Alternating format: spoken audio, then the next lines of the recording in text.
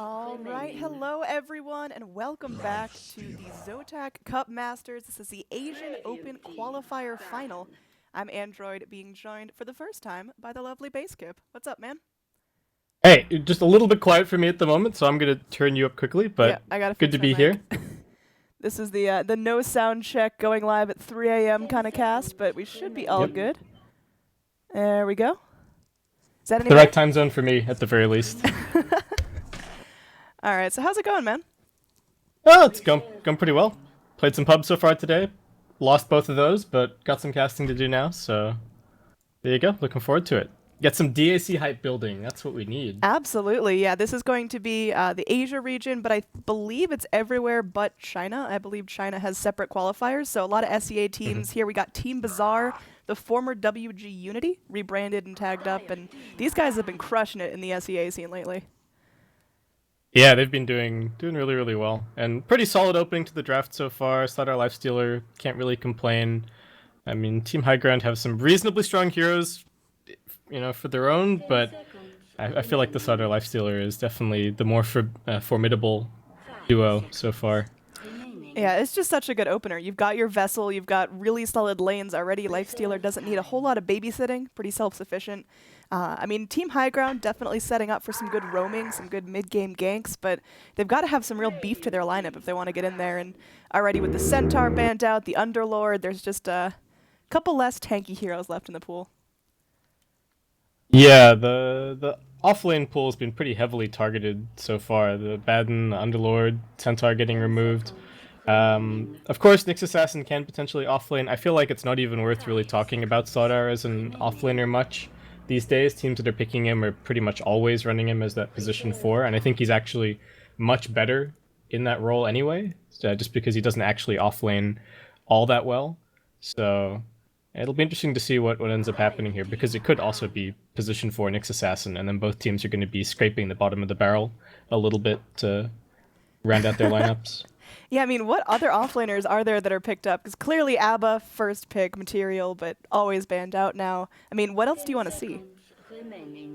Um, I'm just trying to think what else comes to mind. I feel like for Bazaar, oh, maybe not for Bazaar, but in general, Enigma is still decent. I think that hero has maybe been a little bit undervalued so far this patch. Some teams break it out here and there and run the sort of half offlane, half jungle Enigma with somebody else there to soak the lane in between, and I think that can be relatively strong. But it would be very difficult for Team Bazaar to pick, I think, into a Rubik and a Nyx Assassin, so not really an option for them. Yeah, just in general, what happened to Beastmaster? Because I remember like August, September, he was like #1 offlaner. You couldn't touch that guy, first ban material, and now I have not seen him in like 6 months. Yeah, it's interesting. I feel like Beastmaster had a stint in the offlane, and then he had a pretty long period where he was the best jungler in the entire game, pretty much, and he was the go-to position 4 because of that. But yeah, he really fell out of favor in I guess the turn of the patch. There must have been some changes to go along with it. I think the boars got nerfed, but like you said, we just haven't seen him at all recently. Could be decent this game potentially, but looks like High Ground already made the decision. They're gonna go for that axe as the offlaner. I really like that choice. I mean, he's one of the offlaners that can get really aggressive if he starts out with a good snowball. He can be scary in the mid game, but also he's got that plan B. Pretty easy to just buy an Iron Talon and go F off into the jungle for a while. Yeah, and it's already a pretty strong safe lane from Team Bazaar, so I think you'll actually see the axe spending a lot of his time in the jungle early on. Like, sure, you can put a little bit of pressure on the lane, but it's just not really worth the risk of setting back your Blink Dagger substantially. So probably see a decent amount of jungling from him. Nyx Assassin probably up there soaking what he can and getting whatever else done. But High Ground, they're going to pick themselves up. And Ursa, I feel like with this pickup, they're kind of conceding the team fight in some ways. The Team Bazaar, they've got the Slardar, they've got the Warlock, really not going to be able to 5-on-5 into them, but with a hero like Ursa, great against the Lifestealer, and also really good at finding those kind of one-off pickoffs that you really need to prevent the enemy team from grouping up and deathballing. So long as somebody is dead, then they can't really move around the map. So Yeah, I think that's what Team High Ground are going for here. Ursa's a pretty bold pick for now, though. It's pretty easy to counter him in lane. You can kind of figure out what he needs and prevent against that. So we'll see how Team Bazaar is going to react to that. Probably going to require some more rotations because, again, Ursa's one of those heroes. If you shut him down in the laning phase, if he gets nothing for the first 10 minutes of the game, it's really hard for him to climb back in, especially with an Axe and an Assassin that are also going to be jumping into the jungle to take some farm. Yeah, I think the Warlock pick is a big part of why they feel confident to grab the Ursa, just because he's not really a great tri-lane versus tri-lane support, or not really a great aggressive tri-lane support, so they kind of know that there isn't going to be a whole lot of pressure on the Ursa early on, and they've got the Rubik and the Nyx Assassin already, so Ursa has tons and tons of damage, just needs a little bit of lockdown to be able to get kills early on, and the Rubik and the Nyx Assassin have it in spades, so I like the Ursa pickup here, but it can get pretty scary. Team Bazaar still have a couple of picks remaining, and it's a hero that can potentially fall off really hard once he starts getting kited in fights, once a couple of 4-stabs come up. So I feel like Team High Ground, they're going to have to get that blink on the Axe, blink on the Ursa, and really control the tempo of the game from there on out. Otherwise, they're going to be in trouble.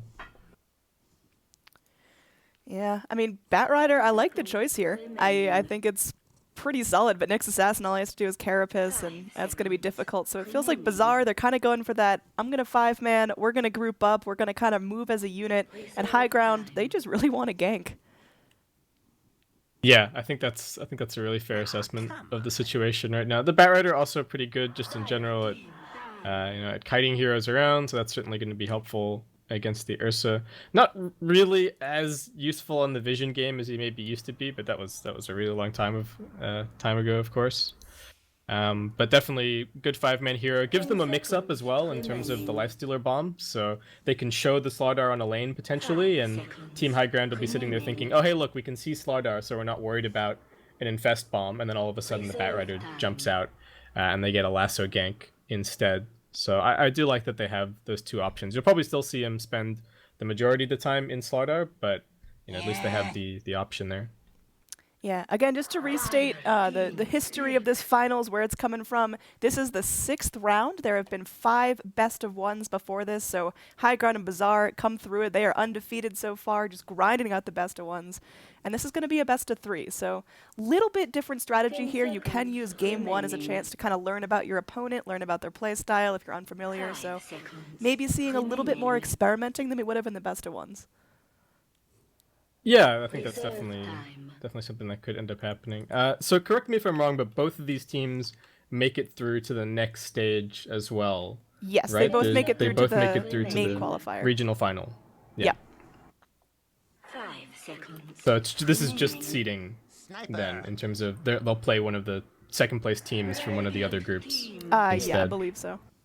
Okay, so could also see some interesting stuff out of that. And well, we talked about having to kite this Ursa, and I think the sniper is definitely a great hero for that. The only thing that they really have against it is the Nyx Assassin at the moment. I feel like it's actually pretty difficult for Axe to kind of get in against the sniper, especially once he gets to a certain point. So yeah, I mean, Sniper's gonna have bodyguards. Yeah, and like the Sniper doesn't even really need to get that much farm this game because they've got amplify damage as well. So even if he goes for the Dragonlance first and really tanks up and picks up lots of points in take or aim early on, I think he's still going to be extremely useful. And like you said, he's got bodyguards, they've got a front line, and they've got the Warlock to potentially counter-initiate as well. So long as the Warlock stands far enough back, Axe or Nyx Assassin jumps on somebody and he just drops the Chaotic Offering on their head. So playing around that cooldown is going to be really important for Team High Ground. And if those first 1 or 2 Chaotic Offerings go really well, I feel like I favor Team Bazaar, and if maybe they can bait one out and then find an opportunity right afterwards, I think Team High Ground might be looking okay. I like this pick. That's a new hero, man. We don't see that guy often, and against Sniper, it's a solid choice. Dragon Blood going to be helping him out a lot there, but it's got a lot of melee going on here on Team High Ground. Yeah, I guess they felt like they just really needed some tower push as well, because nobody on their lineup really, up until that last pick, hits buildings at all. Ursa, once you get to a certain point, maybe pick up a Deso or something, you can kind of work your way through a tower, but you know, even if they'd had that perfect early game that we talked about, where they dodge the Warlock ult and they get ahead and they get their blinks and they make everything happen, all of a sudden they could run into this problem anywhere where they're like, well, how do we high ground now? How do we high ground against the Warlock, Sniper, Slardar, Batrider? It's just going to be really tough. So this at least gives them some kind of option where they could just play really fast and take a bunch of buildings and get super far ahead. But I feel like I do favor the Team Bazaar lineup overall. All right, so we are getting on into it. Game number 1 of the finals of the Asian Open qualifiers for the Zotac Cup Masters. Definitely going to be a heated game, a lot on the line here. Have to make sure you seed yourself nicely going into the actual cup qualifiers, because this is a pretty big tournament. $100,000 overall at the end of the LAN. Yeah, and only 2 invites as well, right? So yeah, it's definitely super qualifier based, and I mean, there's more qualifiers coming up. It's going to be, I believe, weekly for the next couple of weeks. So whatever region you're in, go ahead and check it out. Just Google up that Zotac Cup Masters. Not quite sure what the URL is off the top of my head, but definitely worth checking out. Yeah, and it seems to have flown under people's radars a little bit as well. There was sort of one Reddit post from the organizers, and that's, I think, all a lot of people have seen from it. So hopefully the qualifiers starting, you know, people will pay a little bit more attention and start to realize, hey, my region has qualifiers as well, and I should probably sign up, because there was only 88 teams or something for this qualifier today, which is not a lot. I mean, I think the American one had 25 teams signed up yesterday, and then Zyori made a post being like, this is ridiculous. There's $100,000 in the line, and you guys can't get your 4K stacks together and just give it a go. I mean, it's easy to sign up for. Just make an account and try your best. So you got a good Battle Cup stack, you got a good thing going, may as well put it to the test. Alright, so no shenanigans with the runes here, but it looks like we are going to have some Batrider shenanigans. I think he's going to pop out and steal the wave to...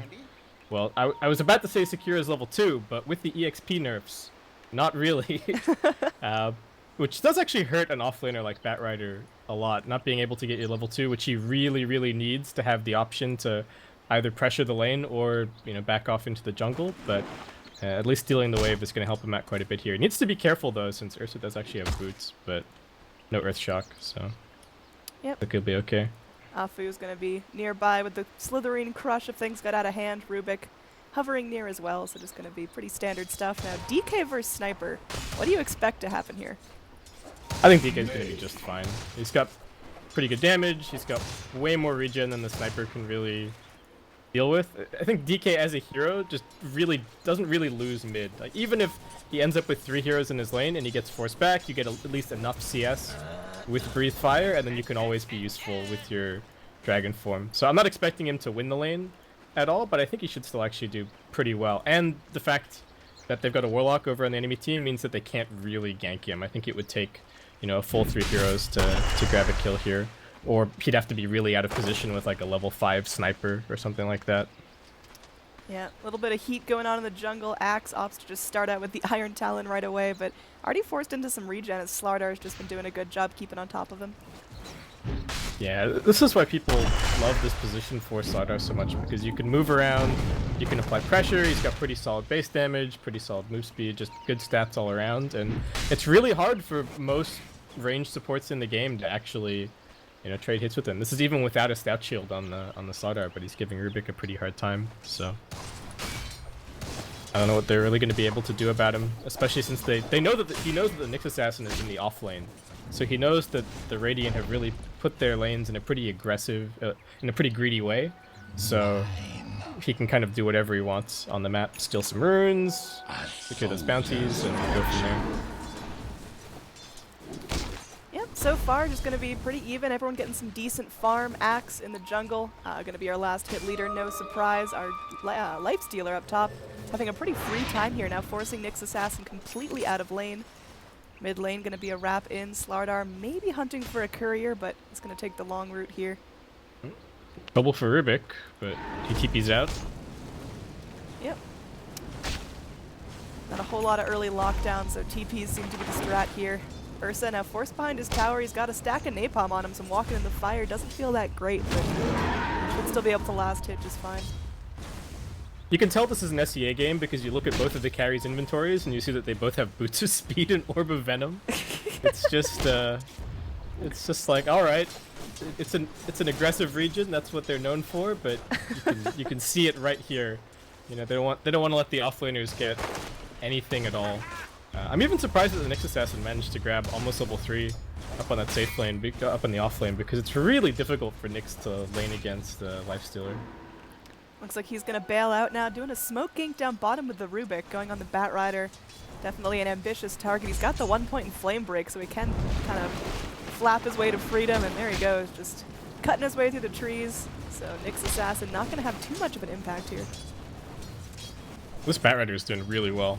You know, hasn't got zoned out of the lane at all. He's forced attention down here as well, so his other cores know where the rest of the enemy team is, and I feel like his game is looking pretty secure. Afu may be in a little bit of trouble here. Yeah, definitely. Trying to fake out the Carapace. Drawing a lot of aggro. Crush hits onto one. They do have the Impale, but is going to let him off with a warning this time. Well, Bat Rider continues his free farm mid. Or bottom lane, sorry. Very early here. Yeah, he's only 5 CS behind the Ursa, so this Bat Rider is a real worry. And, you know, other lanes also going pretty well. You know, DK versus Sniper is somewhat even. Lifestealer, as you would expect, free farming and getting pretty much every CS. So the Axe really has to be the X factor for the Radiant team this game. He has been getting pretty good farm in the jungle. You know, his supports have been keeping the Slardar and whatnot busy. So that blink timing is going to be all important for them. If they get the blink and they get 1 or 2 kills and then they get some towers, they can open up the map. If it comes too late and the Warlock has 6, then they're probably in pretty big trouble. Bat Rider just misses the Radiant Courier flying through, just opting to pop some napalm onto Hellbears and get a little more farm for himself. Back to the Axe though, what's his ideal blink timing? Like, what would be the best time for him to get that blink and start rotating and jumping the other team?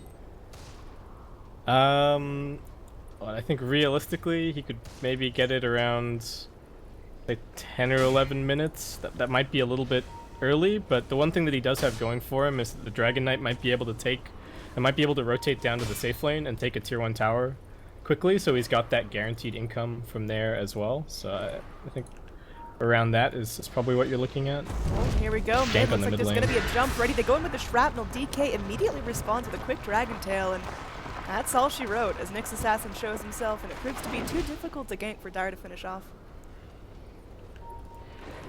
I think they were just going for that because they didn't really feel like they had anything else to do on the map. I suppose Bat Rider could have actually just gone and jungled a little bit since all these spawns are still here. But unfortunately for him, there's Mud Golems off on this side, and then there's Hellbears a little bit further up. So his camps are actually pretty crappy right now.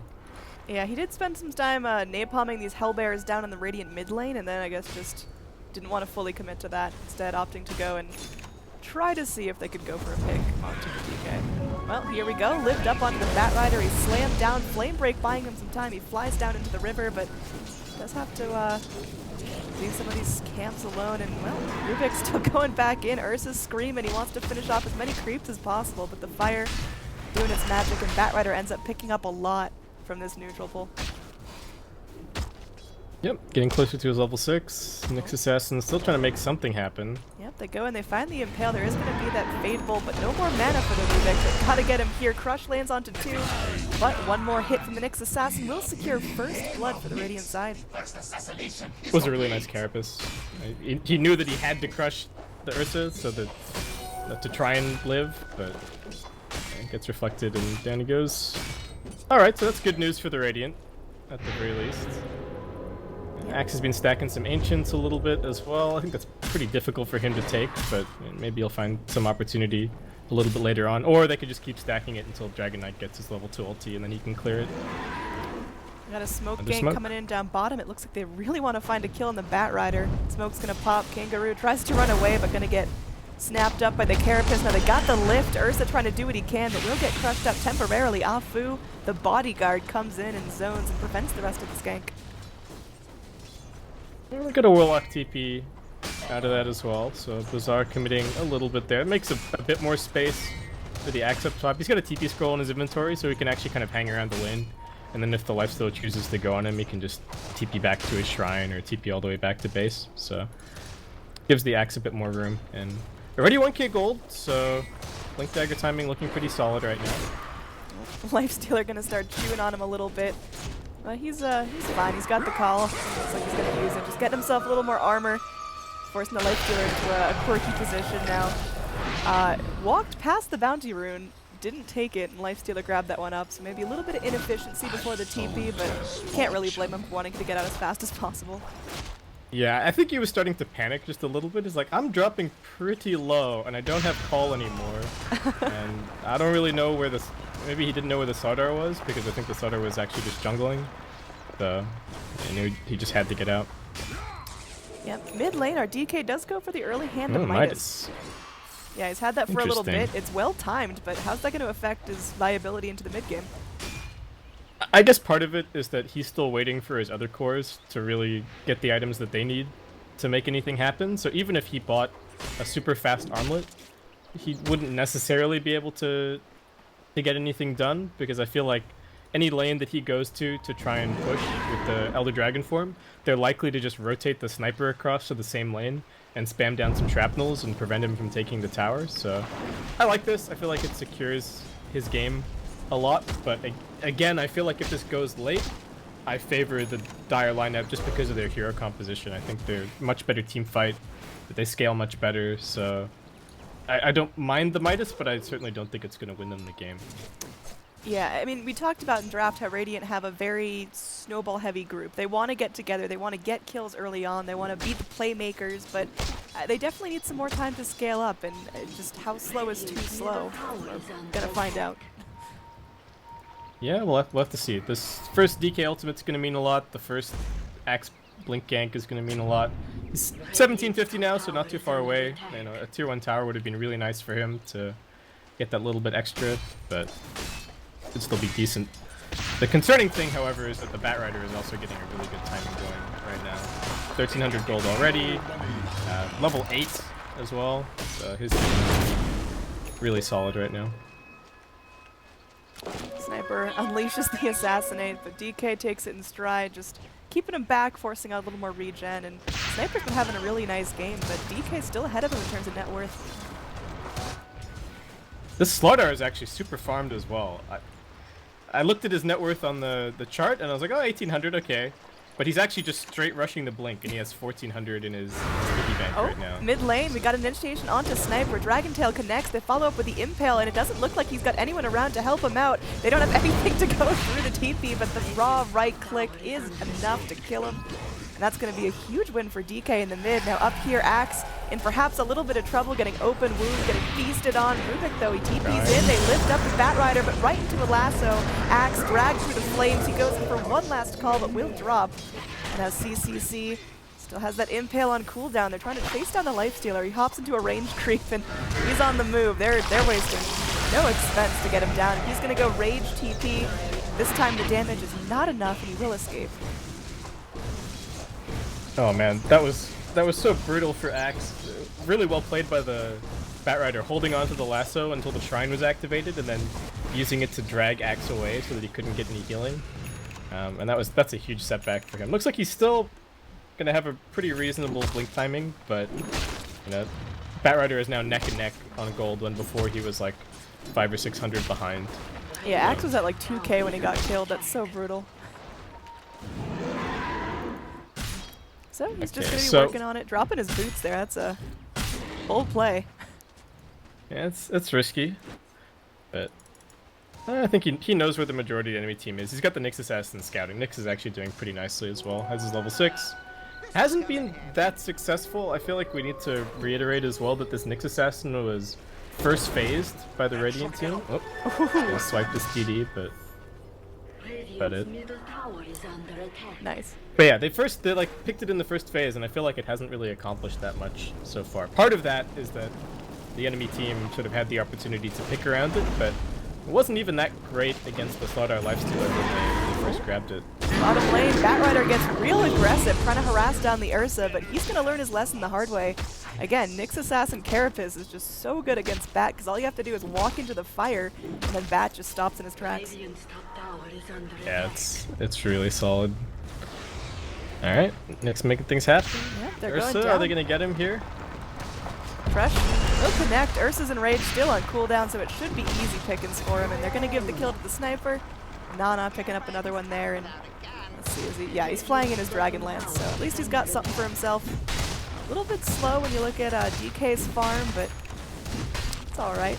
Midas is still being used pretty efficiently. Ooh, top Blink lane. gank #1. There we go. Lifestealer, he's still chewing, but this time surrounded by 4 heroes. I think he's a little bit outnumbered. An Axe with the Culling Blade just cracks that skull wide open, and DK's Dragon form still going on, so this tower should melt down fairly quickly.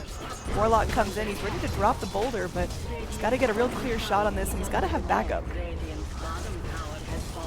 Axe goes in, trying to zone him back. X-Nova has to play this one so safely. The rest of his team is starting to move forward. They've got Batrider with that lasso, but Blink still not ready. He's so close to Blink. It would be such a shame if Batrider went down now, but he might not have much of a choice. Slardar going to be going in, trying to zone. There's the Chaotic Offering, buying some time. Batrider, oh no, he's got the Blink. Does he buy it before he goes down? He grabs the lasso onto the Axe. The Axe will be biting the dust. Nyx Assassin pops into the side shop to buy Arcane Boots before continuing his scurry away. Jit goes forward looking for the feast. There's going to be the Impale to hold him back. Shrapnel not going to reveal, as it looks like Nyx may get out safely here. These new trees on the left-hand side are so sweet. They kind of go all the way from the tier 1 Yeah. down to the tier 2. Ready But that's so rough for Radiant here, losing that fight.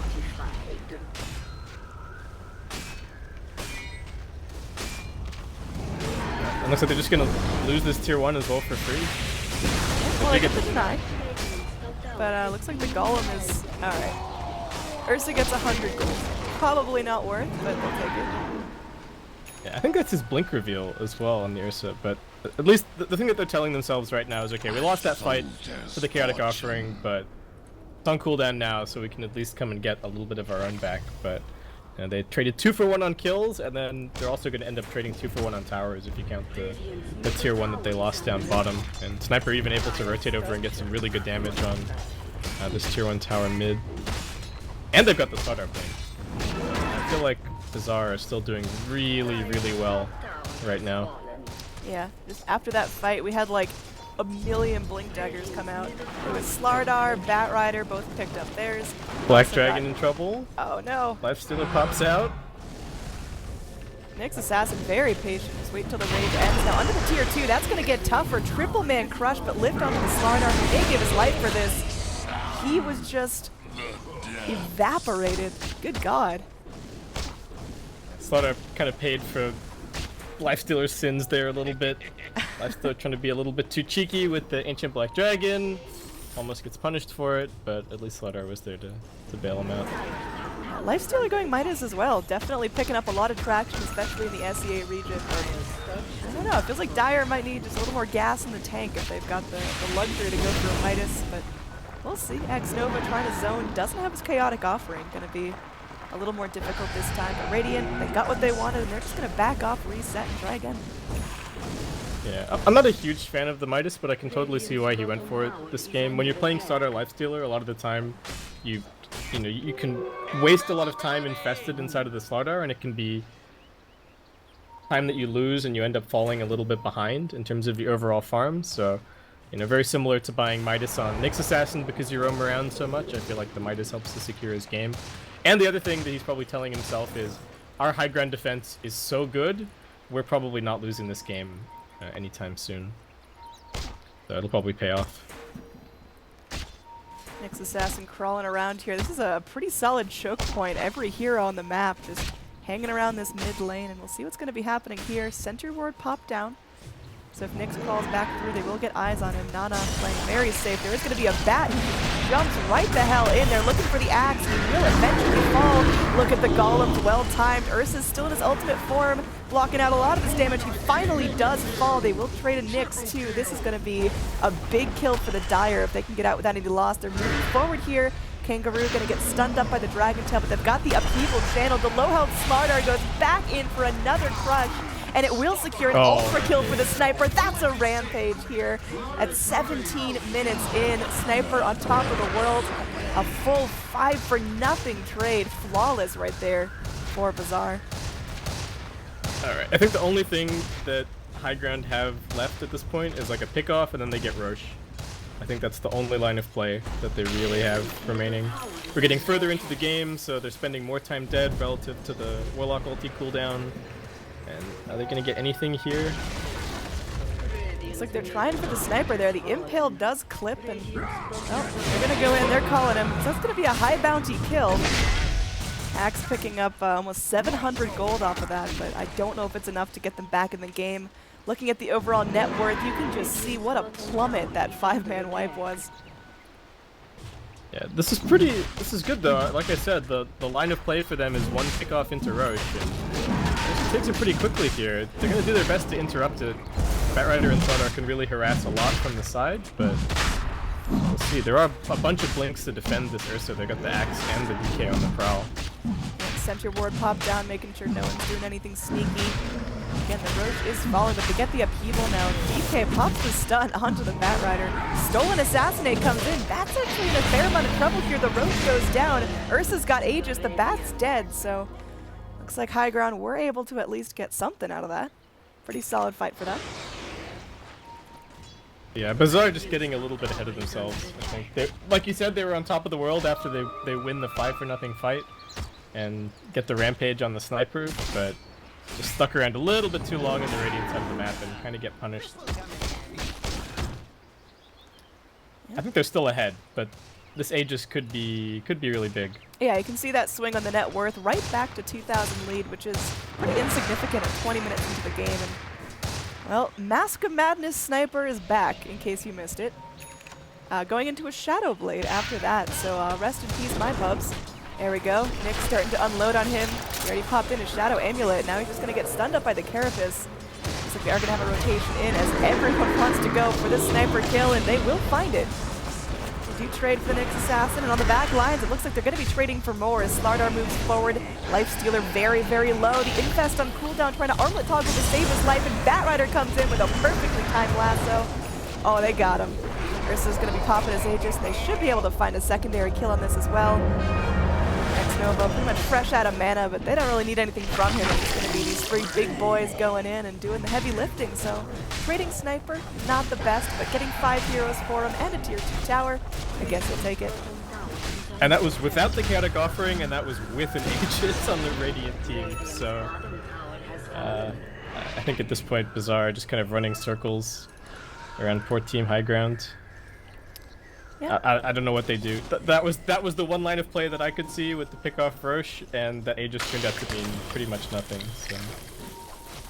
Yeah, I mean, it is perhaps another way for Bazaar to get a little overconfident. We saw them, go for a 5-man wipe and then immediately throw a good chunk of net worth back the other way, and we'll see if Radiant are going to play this smart, maybe force Dire to make some bad decisions. But like you mentioned, so far everyone's scaling up really nicely individually, and also the team play is really solid as well.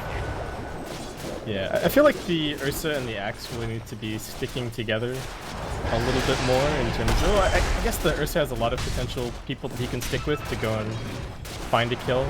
He can rotate around with the Dragon Knight, and they can blink Dragon Tail and eat somebody up, or he can rotate with the Axe, but that really needs to be the focus, grabbing these pickoffs. But the big issue that they've run into is that they just can't maintain any vision on the map whatsoever, so... Bazaar just giving them a rough time.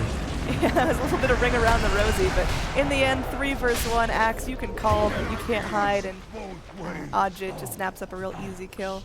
Our Lifestealer did have a Desolator queued up, but instead go for the Assault Cuirass. How do you feel about that? I think he feels like he doesn't really need that much more damage necessarily. The Slardar's doing really well on levels, so he's going to have level 2 Corrosive Haze before too long. And I think it's just giving him more survivability against the Ursa, which I think is absolutely fine. Alright, Shadowblade, Mask of Madness Sniper. I gotta get your real feelings on this. I mean, if he gets jumped, he's dead anyway. I think that's normally the mantra, right? So I think the Mask of Madness is probably fine from that perspective. Like we talked about before, he's got tons of heroes to back him up and a pretty reasonable front line. So I don't mind this. They also don't have any invis on their team aside from the Shadowblade, so it even forces the enemy team into picking up detection, which they don't really want to do. These support pockets on the Radiant team are already already pretty empty. Oh man, Rubik with the 1,600 net worth here at 22 minutes Yeah. in. He's riding the struggle bus, still dreaming of arcane boots. Yeah, the Silver Edge is also really good this game. It destroys Dragon Knight. It's like one of the most difficult items for Dragon Knight to play against, because it just completely destroys his Dragon's Blood. It's definitely a steep game. I mean, Radiant, we talked about their potential to go and get a pick off and then maybe work off of that, and they got wiped. Is there any change in strategy, or do they still have to keep going for that method? They have to figure out some way to get these lanes out a little bit. Then they have to go for a smoke and potentially get down at least one deep ward. The smoke doesn't even need to find a kill, it just needs to put one ward somewhere on the enemy side of the map. And then they hopefully use that ward to find an opportunity to go and get a pick off. Right now they're just stuck in this endless loop of being one step behind when it comes to pushing out the lanes. You can see that, you know, mid and bottom both just got pushed in by the Dire side, so they have to go and defend that. And if they don't, then it's going to be really obvious that they're going for a move. So that's what they have to break out of right now. Nana in a little bit of trouble here, but look at the Shadow Blade. Axe jumps and Axe finds nothing, and Sniper just walks to freedom while the rest of his team clears out the jungle. Just a lot of efficiency going on Dire's side right now, not sacrificing anything. The Axe, he doubted himself. He didn't believe. Yeah, he pump faked the Berserker's Call, and because of that he missed it. Alright, Nyx Assassin gets some eyes on Nana again here, but doesn't have anyone else to really help him out in getting a kill. Okay, they know that he's shadowblading forward to the wave, so maybe they put down a sentry or something or find him. Nyx has Let's dust. see. It's Big all game. about just getting the lucky play here. They know his Shadowblade's gonna run out. Now it's a full Silver Edge. Oh, he reveals himself for the Shrapnel. He's gonna be TPing out though. Can they get there in time? No. Oh my goodness, what a player. Oh, that's so sad. That's a smoke. That's 5 people's time. Oh. A sentry. And they just, yeah, mid lane gets completely pushed in because of that.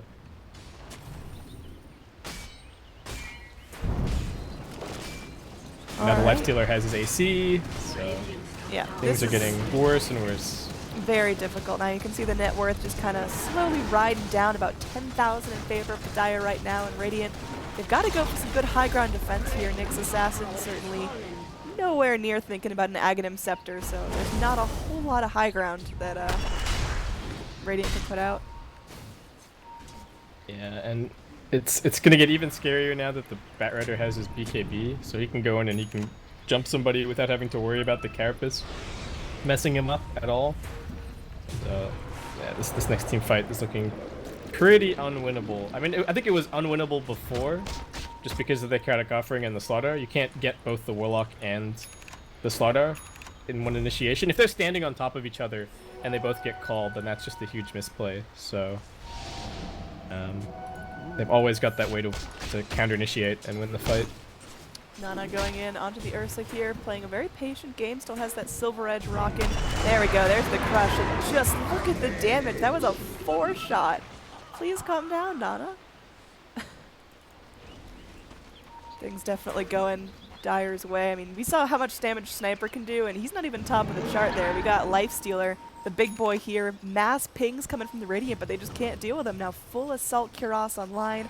Looks like he's thinking about the Abyssal Blade for his next big item as well, aiding their lockdown. For some reason, the Lasso and the Chaotic Offering are off. This is looking super difficult. If the Radiant pull this off against such an established team like Bazaar, they've definitely shown that they are worth playing in these qualifiers. Yeah, this would be a very impressive comeback. The Lifestealer Midas has started to pay off a little bit more as well, since he's got his level 20, and that means he's got his 15% evasion talent. So we have yet to see how tanky this guy really is when it comes to the team fight, just because we haven't had one for a while.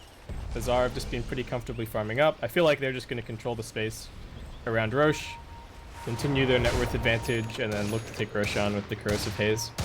You know, they've got a gem, they've got a superior team fight, so there really isn't any way for the Radiant team to force anything right now. Yeah, they're definitely playing safe. You can see them huddled up so tightly, just perusing the jungle, making sure no one's there. And it looks like we are going to have a big group, big smoke from our Dire squad. It's a super long Roche respawn, so going to be taking their time with that instead. Just perhaps looking to start picking apart the tier 3s, the next logical target on the map. Yeah, hey guys, you're welcome to go for that tier 1. We're just gonna either go for your base, or it looks like they're trying to loop around here. Good positioning from the Radiant. They're up on the hill. They've got their shrine. But Yep, there they go. Batrider gonna pop the lasso, maybe a little bit preemptive, but they are still able to immediately drop the Rubik. There's gonna be a follow-up kill as well. Dragon Knight just bursted at the seams. There's nothing. He looked like he was made of paper right there. So 2 dead immediately. Dragon Knight in the base for 60 seconds. Well, the rest of the Dire squad, they're ready to push. Golems were committed there, and that's not going to be an Aghanim Scepter up just yet for the Warlock. So X-Nova has got to play pretty safe with this guy.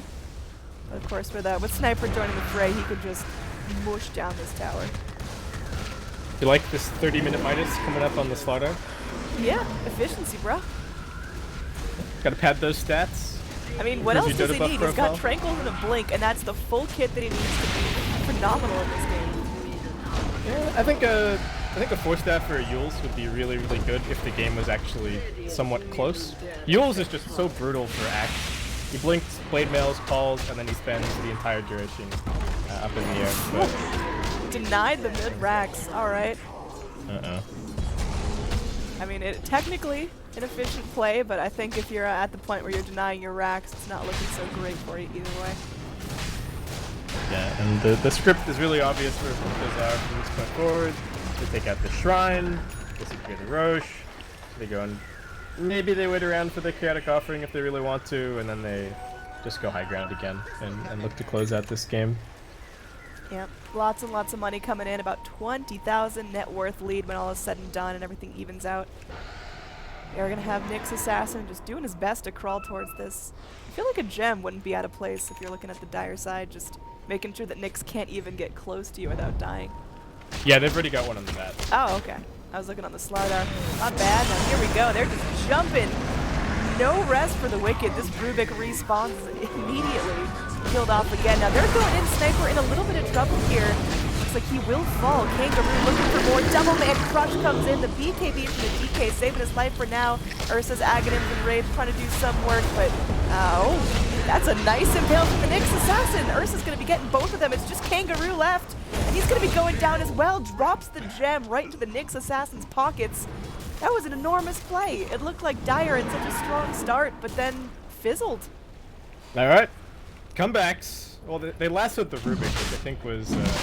He hasn't really done anything so far this game. They spent one of their best abilities on him. Also, they were fighting without the Chaotic Offering, but there is the slightest window here. They just got a huge team fight, and now they're going to get the Roche seemingly for free as well. So, all right, Bizarre. I thought that they had that script in front of them and they were ready to go, but they've thrown it in the trash, and they've given the Radiant team an opportunity to come back. Yeah, definitely still a steep mountain to climb, but you can see even what a difference that makes right now. Just keeping it ticked back towards 10,000, keeping things under control. I mean, what has to keep going right for them? How do they make that happen again? How do they repeat that? So they have to kill the Warlock in fights. I think that's the big thing. I've been talking about the Slaughter count initiating for him, and I feel like, you know, even if they get the Warlock, the fight isn't guaranteed, but the Chaotic Offering is gonna mess them up pretty much, no matter what, if it gets off. So that, I think that to me that's the big thing. They need to kite the Lifestealer. They really can't deal with him until the very end of the fight, when they've got the the DK ultimate and all the other slows and whatnot to loop him around in circles. So that's what they really need. They did get the gem there, so they can actually start getting some map control now and using their initiation the way that it's supposed to be. Because if you think about sort of the fights so far this game, I've been talking about the Radiant team as if they're going to get counter-initiated on, but the reality of the situation is that they're actually the ones getting initiated on pretty much every single time. So if they can actually get a vision advantage with this gem, they might be able to jump the Warlock or the Slardar and actually start the fight on the right foot. Hey, Base Kip, can we do some quick math here?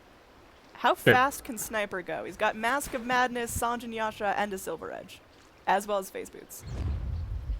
He's a speedy boy. Yeah, he is very speedy. Look at him! Look at him go! He's going so fast. Yeah, 550. He is smoked at the moment as well. But yeah, that's without the silver edge. I think he can max out. His animation is with not everything. meant to go that fast. Look at that thing. He's just booking it. Oh my gosh. Those tiny little legs. They're so small. There we go. Smoke's gonna pop. I know Nyx Assassin's probably nearby, but still lacking a little bit in terms of vision. They popped down a sentry, but he's not crawling quite close enough just yet. I think I can just go for shrines. Easy pickings. I don't quite understand why they're so keen to be on the Radiant side of the map right now. Oh, all right. That was a Nyx reveal. I feel like they can do something about that, but a little bit scared that the rest of the team is all behind them, so back off right there. Radiant successfully forced Dire back. It is after the Shrine's gone. It's after Dire's objective has been completed, so maybe not the most ideal for Radiant. Alright, so I'm really interested to see if Bazaar are going to take a team fight if it's offered. Oh, they're going to get the jump on the sniper. Oh gosh, there we go. Looks like Sniper's in some serious trouble. They lift up the Slardar, so no defensive crush for you. Sniper's gone. They're going to blast down the Slardar as well. That's 2 done. Radiant, they're looking like they can make this happen. There's going to be that nice little dragon tail onto the Lifestealer, buying them some time with the lasso here. Onto our DK, he's tanky. He's going to take an Abyssal Blade right to the face, but now everyone's getting rotated back around on this time. Warlock able to get in, drop the golems, but it's not going to be in time to save the Lifestealer. Kangaroo, again, one of the only survivors. Although Sniper, he gets back in there, plucks down the Nyx Assassin. There's a gem on the deck, TP out from some Radiant heroes, but Sea Cancer still left to his own devices. He's going to lose his Aegis, and most likely his second life as well. Shrapnel comes in, making sure a blink out is going to be all too difficult. Now, Sea Cancer just running in, trying to get the jump onto the Sniper, but Sniper sure can kite with all that move speed. And, well, Ursa going in, just dotting it up, as he will fall to the grave as well. Gem going to be picked up there. Looks like it will go back onto Batrider. And that's all she wrote there. Lifestealer trade, a couple more fall down eventually early on in the fight, but they do get something out of it. Yeah, I mean they did buy back on the Sniper there, so it's not all bad news for the Radiant right now. You know, net worth is equalizing a little bit. If they get another pick off on the Sniper, which they've been doing pretty successfully so far, you know, maybe they've still got an opportunity. They did lose the gem, which is a pretty big blow, but maybe they can afford one of their own, so maybe it's not such a big deal. The Ports have a little bit of farm now, at the very least. Next Assassin picking up his Force Staff and a Ghost Scepter. And yeah, there you go. Rubik's just going to buy There's all of Rubik's net worth. Yep. He's so poor, little buddy. But no, he's definitely doing it right. So, I mean, of all the ways that Radiant could have brought this game back, this is, I mean, pretty significant. They've done a lot of work in terms of evening out that net worth. It looked like it was unstoppable for the Dire team. They were ready to go and bust high ground, but they didn't really quite get their act together in time. Mid-racks taken out, the Shrines starting to be focused down, but I mean, there's still 2 good sets of racks left, and Radiant, they've got a lot of gas left in the tank. They're not going to give this one up easily. Yeah, I don't know. Bazaar need to get the throws under control, I think. That's I mean, what's been their most my significant opinion mistake? at the moment.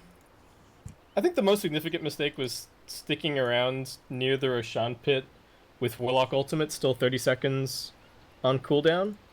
I feel like they were just super, super cocky there. When the Sniper got caught over here, I really think that was an area that they shouldn't have been farming. There's some other little things, of course, like I think the Slardar going back for a Midas was cute, but probably not optimal. So, at least he's got his Force Staff now, so that's helpful. I think Bazaar still have this, but every time I say that, something goes horribly wrong. So it's maybe clearly your fault. But I feel like as well, I don't want to take anything away from high ground. They've been punishing every mistake really hard. They've been finding these opportunities, and they've really been capitalizing on them. So as much as I think there's a big factor that Bazaar are kind of throwing the game in some ways, it also takes a pretty solid team to see those opportunities and really exploit them. Probably overstep their bounds a little bit diving on mid, but to their mind, they just killed the Sniper, and there was no way that Bazaar were really going to be able to fight them. So Sniper buyback turning out to be a pretty big deal there. And he is below the DK now in terms of net worth. He's starting to get pretty scary. He has had to buy some pretty defensive items between the BKB and the Heaven's Halberd, so a lot of damage from this point forward with the AC, and then maybe Satanic or Daedalus to round out his inventory. I mean, who's his ideal halberd target? How's he gonna get on top of Sniper and actually activate that? Yeah, I think the Halberd is a little bit weird. The cast range is okay, but at the same time, if he's that close to Sniper, he should just be Dragon Tailing him and killing him. I think a big part of it is they just wanted the evasion, but we'll see how helpful that's going to be. Lifestealer does have an MKB queued up right now. Yeah, I mean, it's a 5.5 second disable, so it's pretty solid if you can actually get it off. The problem is, I mean, yeah, like you mentioned, if you're that close to Sniper, you've got other strategies that you should be using. Now, Batrider going to be slithering up. Ursa going to be the real target there. Abyssal dropped out, but his ult still doing some work. Now, dragged through the fire, picked off. No Aegis to be found. And he's going down. Radiant, they're getting aggressive here. This time, Warlock does have Aghanim Scepter, so 2 Golems are available. Jit moves forward. They got the upheaval here on the Nyx Assassin. Carapace doing its work, but there's only so long it can last. And there we go. Assassinate just blast through the Ghost Scepter. And, well, it's not looking great. 2 heroes stuck in the fountain for quite a while. As Dire, they're going to move their attention to these bot racks, easily taking out this tower. Sniper contributing so much damage. Rubik, he stole Napalm. Not the most useful there.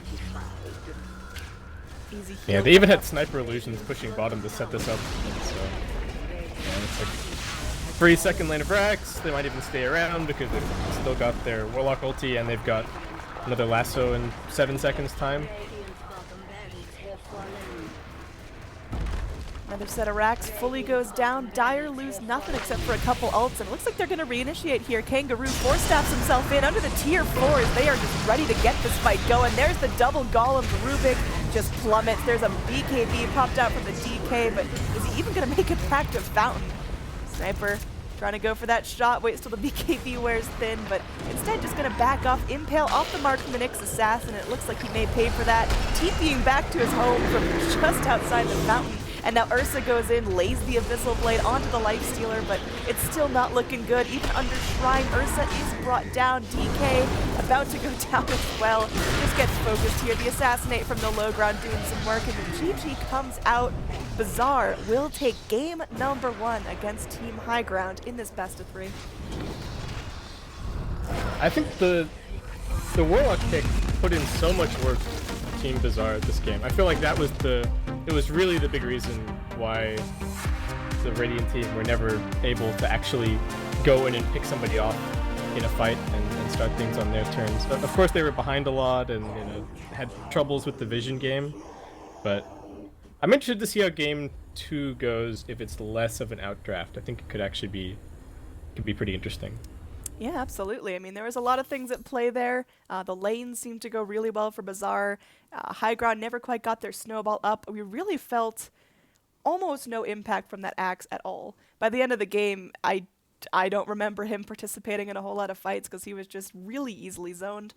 So we'll see if maybe they're going to go for a jungler and an offlaner that's going to have a much more impactful early game. And I like the Midases. I want that to continue. We got 3 Midases by the end of the game.